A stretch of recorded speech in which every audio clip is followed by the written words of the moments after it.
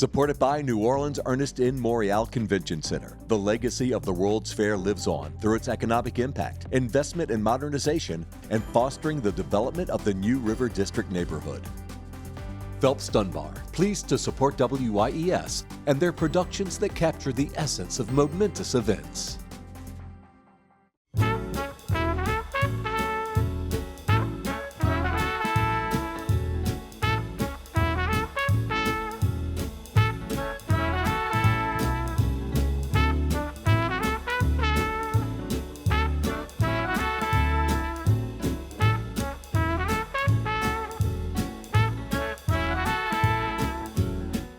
I'm Peggy Scott Laborde. 40 years ago, New Orleans was host to a World's Fair, the Louisiana World Exposition.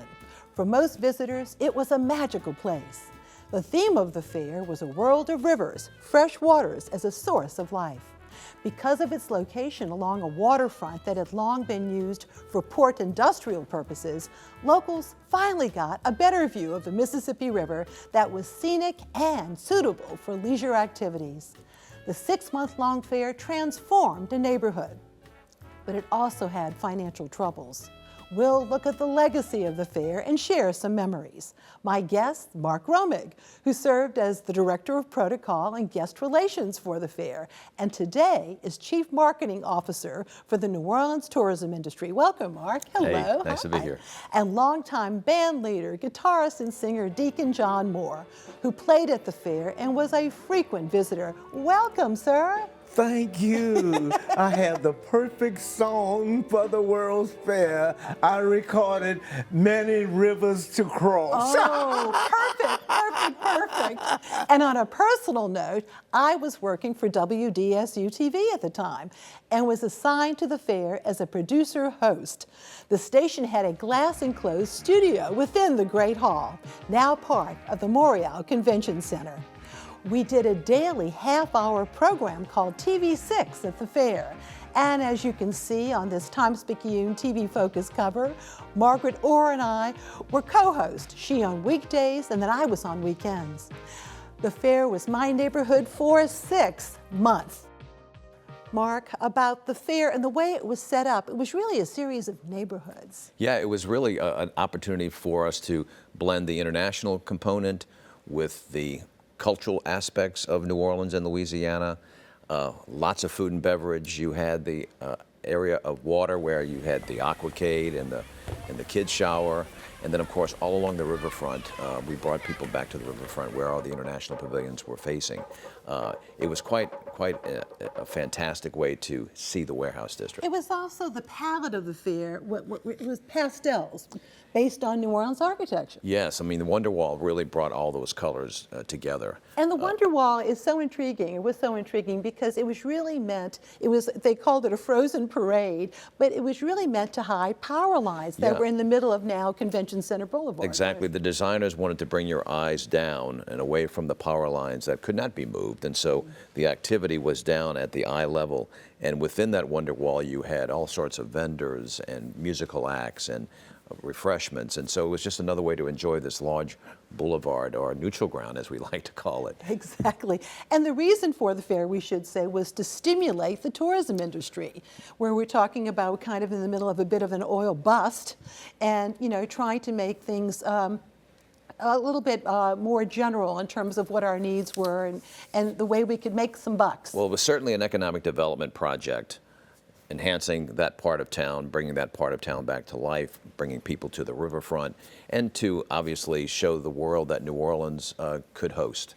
And that was really, I think, the gift that we gave to the city of New Orleans, that New Orleans was truly an international city. And we had Ed Stagg, who was the head of the Council for a Better Louisiana, Yes. I believe, cable, who had that initial idea 10 years earlier. Right, and he approached a number of people throughout the state of Louisiana, particularly the people in the New Orleans area, and they petitioned the Bureau of International Expositions to have a fair here in the city of New Orleans, an exposition that would have a period of time, 6 months to operate, but it had to be sanctioned, and to go through that process, it was a lot of work, but we finally got the sanctioning and the fair happened. Yeah. Deacon, part of the magic was not only the food, but the music. and so many different stages and musicians, and you played there a lot, didn't you? Oh, yes, it did. I was there a lot too when I wasn't playing. You had a But I pass? liked about the World's Fair, it was a catalyst for the promotion and preservation of our indigenous culture and music of New Orleans. Yeah, well, And the it- gospel tent, Oh, the my God, amphitheater. yeah, Now, uh-huh. the Liggett and Myers Amphitheater, you played there, didn't you? Oh, Right on the yeah, I river. didn't think they would let me play there because I wasn't a big international act, but I did on Halloween night. It was like a trick or treat. But you saw a lot of big acts there, and I know so Oh, did you, my Mark. God, did you I saw, was see. it Dionne Warwick? Oh, Dionne Warwick with Henry Mancini Orchestra, Johnny Mathis, oh, Willie Nelson, Wynton Marsalis. Oh, man, there was just big name entertainment all over the place. Oh, Bob Hope was out there. Now, you had a brush with Bob Oh, Hope, yeah, didn't Bob you? Hope brought his show to the World's Fair site. NBC was going to put his show on live from the World's Fair site. My job was to pick him up at the Windsor Court Hotel and bring him over to the fair. I picked him up at the front lobby area, and he came out and jumped in the car that I was driving, which was a very small Chrysler Cordoba. And he had his makeup napkins on here, and he rode all the way over there. Didn't say a word to me. He didn't need to. And I got him to the fair site. But it was one of those, you know, like you were saying, Deacon, you ran across so many wonderful individuals who were internationally known. I mean, Dionne Warwick, like you said, yeah. Julio Iglesias Julio played at the Iglesias. amphitheater. Incredible. Well, before we share any more memories, here is my interview with Petr Spurney, who was the president and chief executive officer of the fair. Now, as you well recall, the Summer Olympics took place in 1984. 2 years earlier, you had Disney World's Epcot opening, and not far behind all of that was the Knoxville Fair. It had a dramatic impact on the U.S. government. They really put a lot into Knoxville, and they tried to prevent us from happening. And when we jumped over all the obstacles, they really didn't want to approve us. And the reason was money. Well, you also had a change in administrations. Republican administration under the Reagan administration was certainly more frugal. But what do you think is the legacy of the fair? Well, it's basically the residual. But in talking about this to a lot of people, part of that residual, which is basically converting an oil community, oil economics to tourism. The convention center is the biggest part of that. I was told, and I agreed, that the only way they were going to get a convention center started was with the World's Fair. So that was the first building. I don't know, 4 or 5 extensions since then. I think you're number 3 or 4 in the country. So that is a huge residual impact. You've got the Riverwalk, you've got the fiber mills, condominium, you have the Fulton Street, the warehouse district, and you put all that together. We also were responsible for some 25,000 hotel rooms that were built for the fair. As you would walk around the World's Fair site, what were some of your favorite spots? Every pavilion has a story, and that's what makes it, close to your heart. Let's take the international pavilions. We weren't getting international participation. They'd been to Knoxville.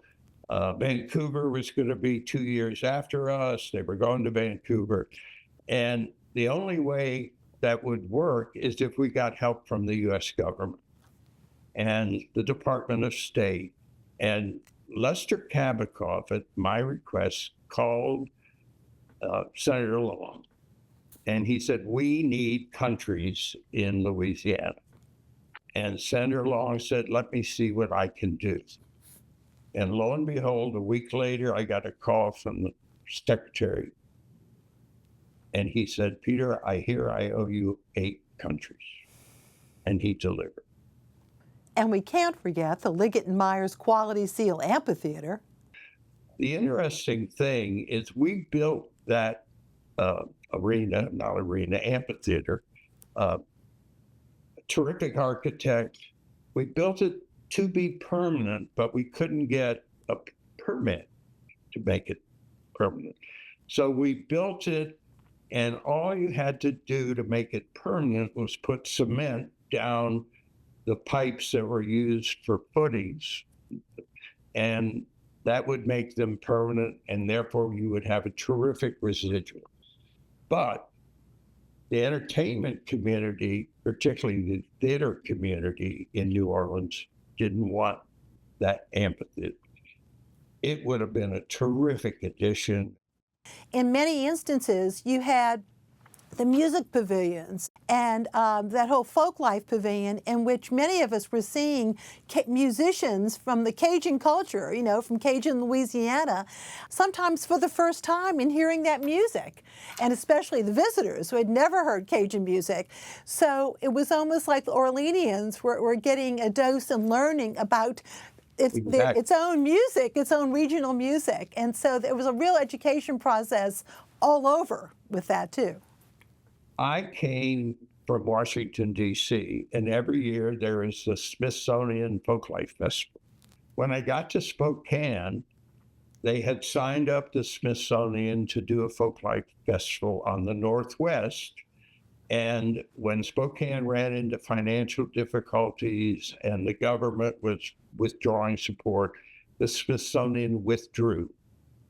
And so I hired a man, and we produced our own folk festival. And it was a terrific success. And it was that concept that we took further to New Orleans. And it works. My life is birds, balloons, bands, fireworks, flags, and fountains. That's what I do.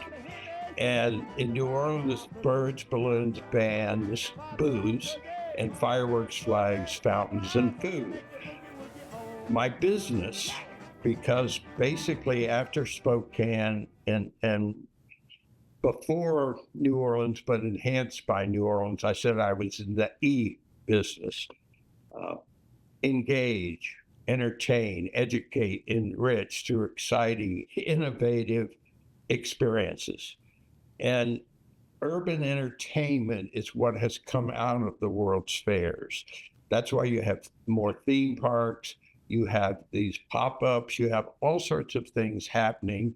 And part of the demise of the malls is they didn't realize they needed to balance the entertainment with the clothing, and that's been my life. They're called urban entertainment districts. Why don't we have World's Fairs, as many World's Fairs today? What has changed? What do? You just don't have it in the U.S. And the problem in the U.S. is that the government really doesn't want them. They don't endorse them. And it has to be public-private. And if you don't have the government out doing World's Fairs, they're not going to happen. I'm sure you had a chance to meet a lot of famous people. Tell me about some of your memories with that. At the World's Fair, there are quite a few that come to mind, but the first ones basically are Neil Armstrong, Michael Collins, and Buzz Aldrin. I always wanted to go to Mars when I was a kid. I always wanted to go to Mars. I didn't want to go to the moon. I ended up in the wrong planet. But the astronauts that were the first on the moon. We had the space shuttle, and NASA arranged for them to come to the fair, and we had a big dinner for them. So that's number one. Number two is Lee Iacocca. Now, I'm an engineer, I'm a car guy. Thanks to Lindy Boggs, here's the story.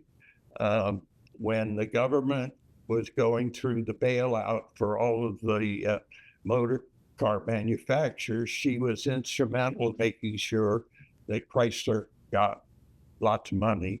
And in return, Iacocca said, we'll put a pavilion at the World's Fair. And he came to open it. I spent the better part of the day with him and his team. Now, the other one, which you'll appreciate, is Willard Scott. And Willard Scott was a very close friend of mine. Our wives worked together. That's one of the best displays I've ever seen of anything to do with Mardi Gras. I talked to Willard about doing the 1 year to go. Final thoughts? It was a wonderful experience. I had memories. In many ways, it was the best of worlds and the worst worlds. It should not have had the financial difficulty. It should have been a success across the board, not just residual, not just show, but financial. It's a shame that the public-private partnership failed. What are you most proud of? The quality of the show and the economic residual are very important, along with opening the show. Time called the worldliest of world's fairs, and that's a pretty high accolade. Well, as we all just saw in that interview, Petr Spurney really especially enjoyed meeting many VIPs, but the Apollo 11 astronauts. Who else did you enjoy getting You know, to there know? was a Saturday, the American Bar Association was meeting in New Orleans, and I was up at my office, and the receptionist called up and she said, Mark, we have some gentlemen who would like to take a tour of the fair. And they had just shown up at the VIP protocol office. It was several members of the U.S. Supreme Court. And they just happened to walk over. And so our host and hostesses got together and they put them in the golf carts and took them around the World's Fair site. But that's what was happening. You had people from all over the United States, all over the world just coming here because we were the World's Fair. And be it someone like that, or Jesse Jackson came to the African American Museum. Lee Iacocca, as was mentioned. I've Known Rivers was the African American. That's right. Sybil Morial was very instrumental in pulling together that. You had, Vice President Bush had come earlier to put the cornerstone in for the U.S. Pavilion. And we had U.S. officials throughout the fair the whole time. And again, it was just a very special way to show off the city by showing off the World's Fair. Absolutely. Deacon, food. Let's talk food. What were some of the dishes that you enjoyed at the fair? Oh man, there were so many great dishes out there. I love the oysters and all the seafood. And because I'm a seafood fanatic, every time I see food, I go crazy. Well, didn't you like a Belgian waffle? I thought you told me that way back Oh my God, then. yeah, I had never seen a Belgian waffle before. And I said, wow, this is not like the one you buy in Winn-Dixie. So I got hooked on the Belgian waffles, and I love the raw oysters, man, and the seafood especially, Yeah. And Mark, what did you like? Well, there was this item called Petro, and it was a Frito bag, Frito potato chip bag, corn chips, and it was cut at the top, and it was stuffed with ground meat and salsa and cheese and lettuce, and that was the container. It was the Frito bag, and they were selling those, and I thought to myself that one day that would make a great franchise. I never saw it again after the World's Fair, but I love those, along with the famous drink that was created there, of course, the hand grenade. Which Tropical Isle, yes. And we know, unfortunately, that a lot of the businesses at the fair did not make money, but Tropical Isle did. Yeah, that was obviously part of the story of the fair, the financial side. But the way that the fair was organized and produced, the consumer couldn't tell. The show for those 6 months was fantastic. People went there at lunchtime. They brought their kids there. People were married there. It was just a wonderful experience for those 6 months, and particularly for the people that work there. On a more spiritual side, the Vatican Pavilion was first class. Oh, God, I'm Roman Catholic, so, man, the Vatican, it just blew me away. Right. They had that Just Caravaggio. blew me away. Yes, the entombment. Yes. My understanding is they go after the Shroud of Turin. That did not happen, but that the communication that the Archbishop had with the Pope, they wanted to invite the Pope to come, and he couldn't. But a few years later, he certainly did come to New Orleans. That's And correct. Mother Teresa. She did come too. Yeah, to New Orleans. eventually she did. Let's also talk about the Australia Pavilion and the Canada Pavilion. They had a lot of wonderful videos there too, 3D in some Yeah, the Canadian instances. Pavilion had a fantastic IMAX expression, along with the U.S. Pavilion. Most of the international pavilions really did a good job of bringing their culture to the fair, and it was a wonderful experience for the fairgoer to spend time in each one of these and to understand that country in a much better way.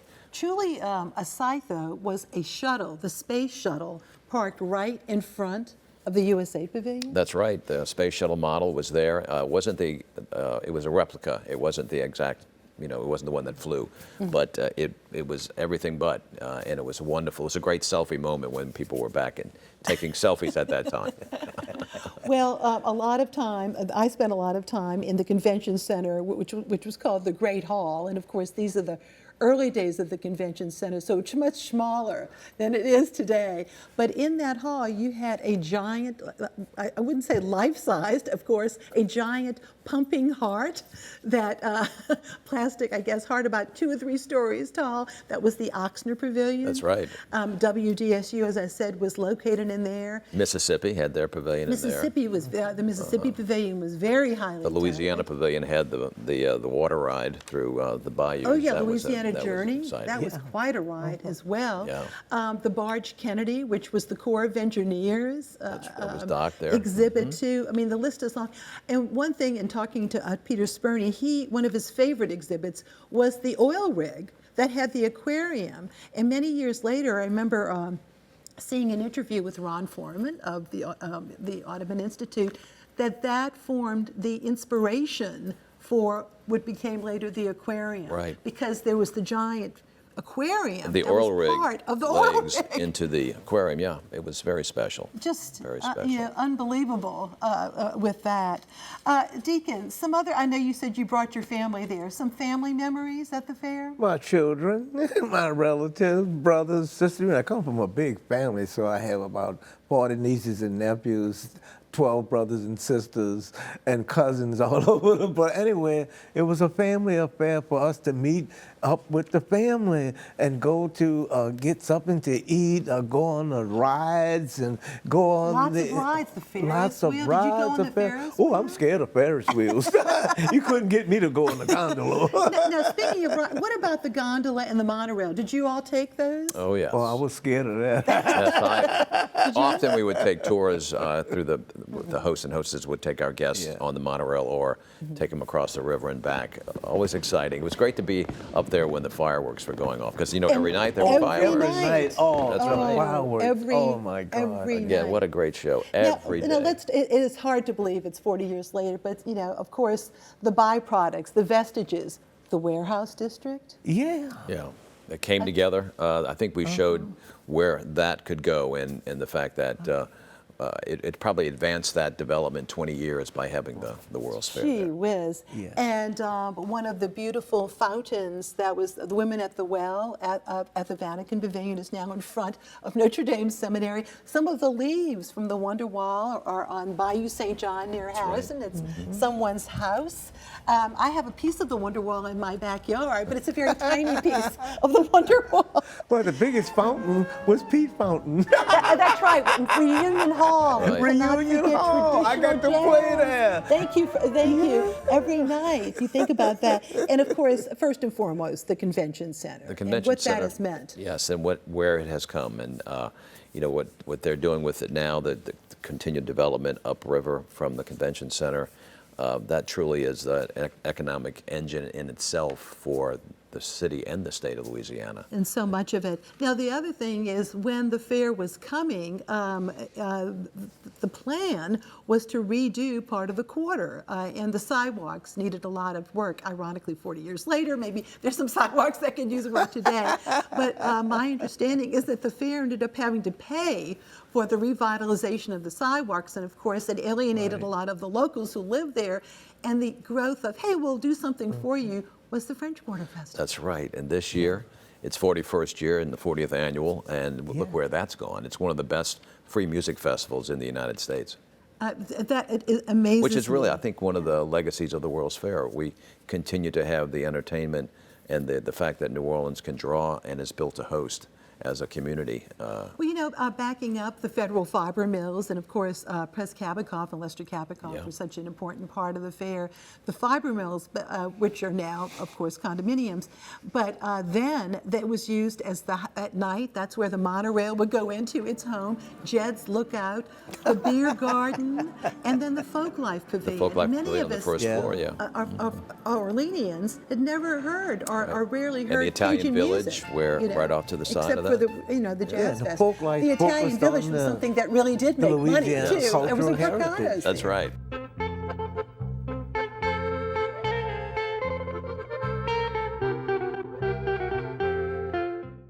The folk life focused on Louisiana cultural heritage, Cajun, Zydeco, jazz. Well, just that's us. Such great memories there. You know, so much of that. Now, I know a group of folks who worked at the fair, including yourself, put together a plaque. Tell us about that. Yeah, we thought it would be important that we have some marker on the site, on the acreage where the fair was located. And so several years ago, we were able to place a brass plaque in the sidewalk right at the corner of Julia and Convention Center Boulevard. So you can go there today, and there's a nice inscription, and it says, on this site was the 1984 Louisiana World Exposition. Wow. We just felt like that was important to mark that time in history. So I go often and just stand by it and just think about all the great times that we had as both a member of the team, as a staff member, but all the people that we presented this wonderful gift to. Absolutely. Well, Deacon, my goodness, and Mark, all I can say is thanks for the memories. We still love our Bob. We miss them. But thank you very much for sharing your time. Great to be with you. Yeah. Thank you for watching.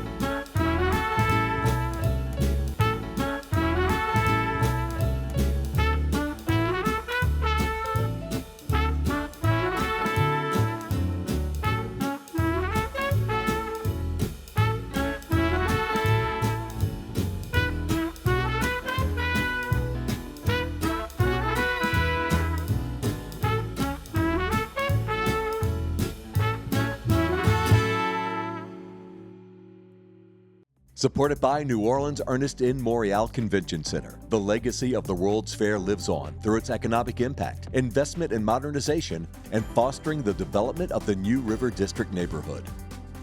Phelps Dunbar, pleased to support WYES and their productions that capture the essence of momentous events.